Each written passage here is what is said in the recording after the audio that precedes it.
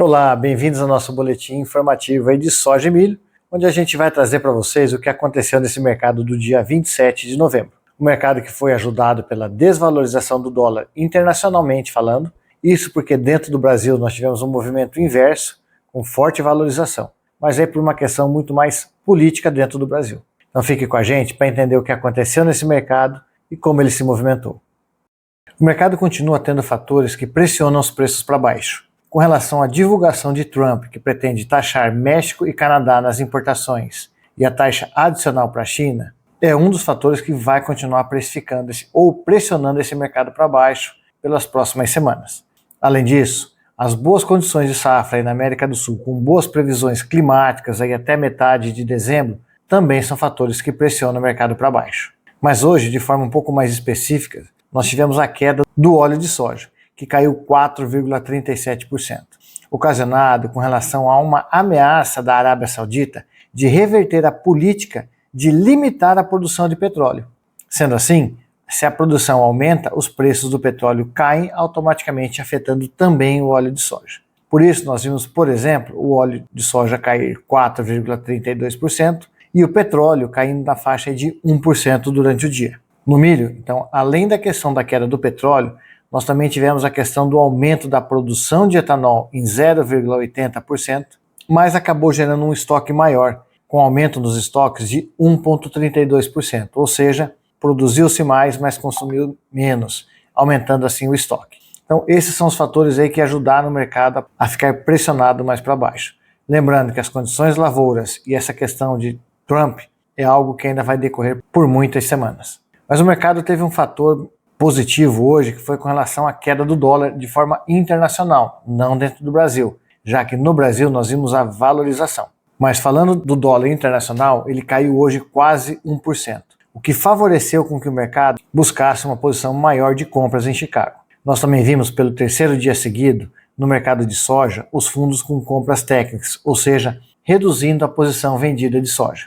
Além disso, tivemos um informe de 132 mil toneladas vendidas para a China, bom sinal para a demanda. E no caso do milho, a demanda continua aquecida, onde as exportações já atingiram mais ou menos 2,7 milhões a mais do que o ano passado. Então lembrando novamente, quando o dólar desvaloriza internacionalmente, isso faz com que as mercadorias americanas fiquem mais competitivas, favorecendo assim Chicago nas cotações. Por isso nós tivemos um mercado positivo, ou praticamente inalterado aí para soja e milho em Chicago. No caso da soja, a alta ficou aí de 0,3% a 0,5%, falando nos meses de março e janeiro. O março, que é o próximo mês aí que representa a colheita no Brasil, fechou assim a 997, 3 cents de alta. O milho fechou aí para março praticamente inalterado, fechamento em 428 cents. O único mês aí que caiu realmente bastante foi o dezembro, que caiu em torno de 1%, mas lembramos, o dezembro já ninguém mais está usando para operações, simplesmente estão desmontando posições. Então é natural você ver o que a gente chama de mês presente, ter uma valorização ou desvalorização acima da média dos outros mercados. No caso da B3, que foi extremamente ajudado hoje por questões de câmbio, teve uma valorização em torno de 0,40%, fechando assim o janeiro a R$ 70,80, interrompendo assim uma boa sequência de queda no mercado. Como Chicago foi de neutro a levemente positivo, mas o dólar no Brasil teve uma boa valorização, nós vimos o Farm Sale correr um pouco mais aí na safra 24, fazendo assim os prêmios cedendo em torno de 5 cents. Já para a safra 2025, como os preços andaram caindo muito nos últimos dias, mesmo com a recuperação de hoje, não foi suficiente para trazer um forte Farm Sale. E assim os prêmios continuaram firmes aí, com o março ficando inalterado e o fevereiro chegando até uma melhora de 2 cents.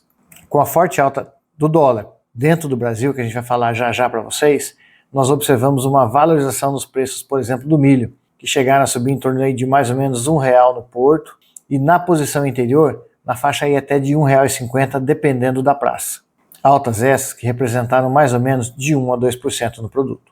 Já no caso da soja, nós vimos aí uma boa valorização nos preços no porto, visto que Chicago e dólar no Brasil andaram juntos de forma positiva, onde o mercado chegou a valorizar quase 2,5%. No interior, o mercado já ficou mais próximo aí de altas na faixa de 1 a 1,50%. Isso porque o mercado interno já vem precificando preços um pouco mais agressivos. No caso da safra 2025, nós também observamos alta nos preços, em torno de 1 a 1,5%. O dólar hoje, que acabou gerando um forte impacto a nível de preços em reais dentro do Brasil, foi impactado por ações do governo brasileiro, onde divulgaram que na noite desta quarta-feira será feito um pronunciamento para falar sobre o pacote de corte de gastos. Mas um fator gerou incômodo nisso. Especula-se que o governo pode lançar a isenção de imposto de renda à pessoa física para quem ganha até R$5.000, o que ofuscaria um pouco essa questão aí de redução de custos, visto que isso pode gerar no quê? Numa redução de receita pelo governo. Então, com isso, o mercado sendo pego de surpresa, acabou fazendo uma forte valorização no dólar dentro do Brasil. Dessa forma, o dólar fechou com quase 2%, 1,88, batendo a máxima de 5,93, fechamento a 5,91,70. Então nós tínhamos hoje um dólar um pouco mais calmo, trabalhando meio de lado, até que realmente veio essa notícia que o governo pudesse gerar uma isenção do imposto de renda. Isso fez com que o dólar automaticamente começasse a escalar a casa de 5,82 a 5,92 num curto espaço de tempo. Já com relação ao clima, a gente traz para vocês dois mapas. Um que representa as chuvas aí dos próximos dias, até o dia 3, onde nós vemos uma quantidade de chuvas bem concentradas na região aí Sul, Paraguai e Argentina, onde pega Rio Grande do Sul, Santa Catarina, Paraná, Mato Grosso do Sul e médio oeste do estado de São Paulo. Mato Grosso, Goiás, Tocantins devem receber chuvas também, mas numa quantidade um pouco menor. Mas olhando a outra semana, que seria mais ou menos entre o dia 3 e o dia 11, as chuvas atingem todo o território nacional e em boa intensidade, o que continua dando um sinal de uma boa safra para a América do Sul.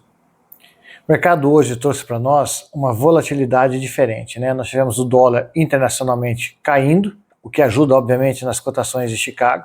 Em contrapartida, por uma questão política interna dentro do Brasil, nós vimos o dólar dentro do Brasil inverter essa tendência e trabalhar em forte alta, o que obviamente ajustou bastante em boas melhoras de preços. Então nós vimos aí Chicago praticamente inalterado em leve alta, mas os preços em reais ajudados pelo dólar dentro do Brasil com boa valorização.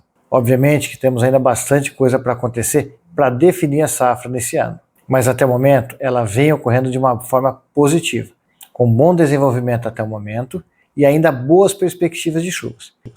Então fique com a gente acompanhando sempre diariamente os nossos vídeos, assim você se mantém bem informado com o que está acontecendo no mercado. Fiquem todos com Deus, um forte abraço e até amanhã.